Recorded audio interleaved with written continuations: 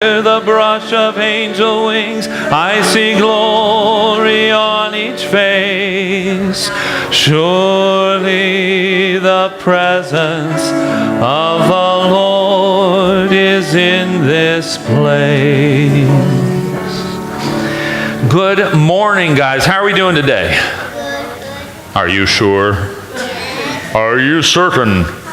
Okay. All right. Well, let me tell you about a guy who wasn't having the best of days.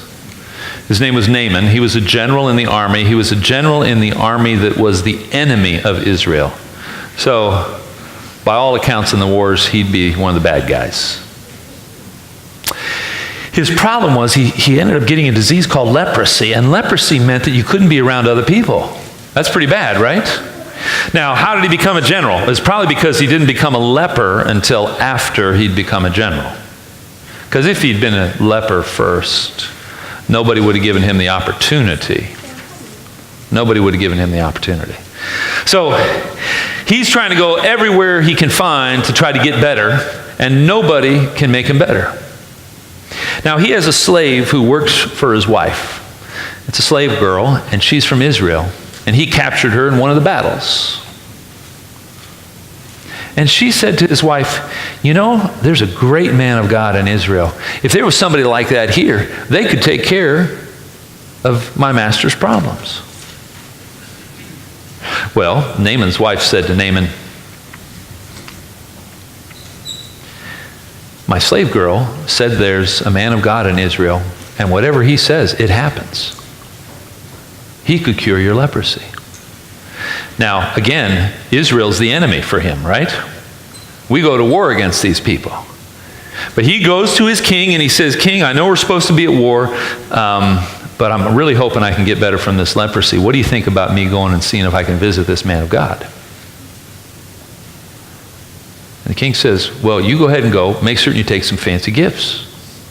So he takes some luxury items, some fancy clothes, some gold.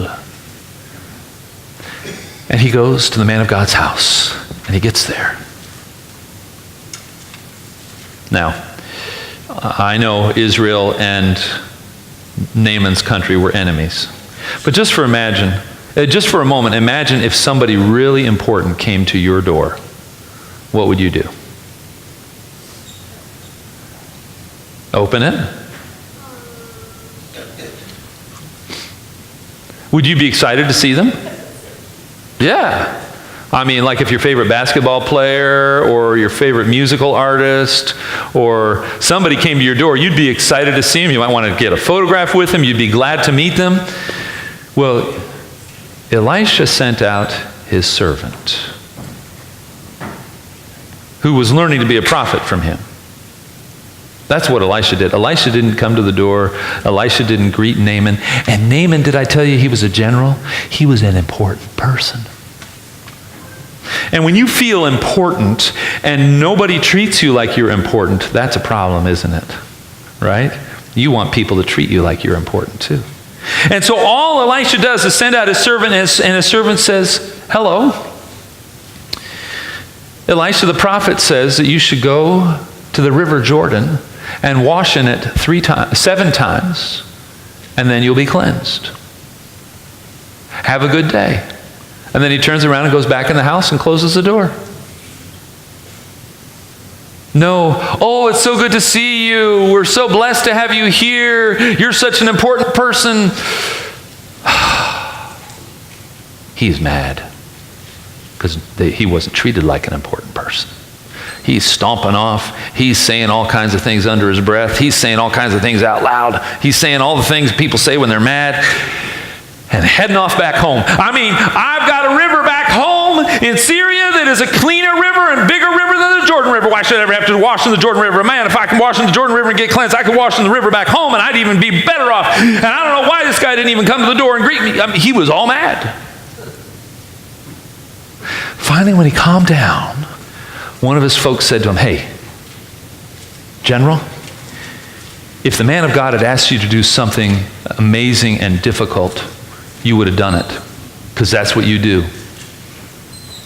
Why not do the simple thing he asked you to do? Ooh. And so Naaman decided that he would do the simple thing. That wasn't a big, important thing. He would take a bath in the Jordan River how many times? 7 times. And that's what he did. He went to the Jordan River. He took a bath 1 time. He took a bath a 2nd time. Took a bath 3 times. Took a bath. Took a bath. Took a bath. Took a bath.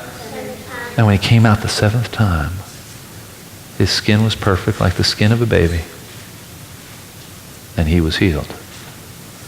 But first he had to get over being important. Sometimes that gets in our way. Will you say a prayer with me? Dear God, we thank you for your love.